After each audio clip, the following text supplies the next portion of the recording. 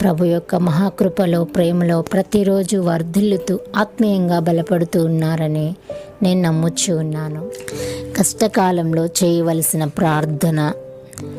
యేసయ్యా, మీకు వేలాది వందనములు, స్తుతులు, స్తోత్రం, నమస్కారం నాయన. యేసు ప్రభువు, నీవు నా మొరను విని నాకు ప్రత్యుత్తరం ఇవ్వు దేవా. నేను నీ బిడ్డను, నీ రక్తంతో కొనబడిన అమూల్యమైన బిడ్డను.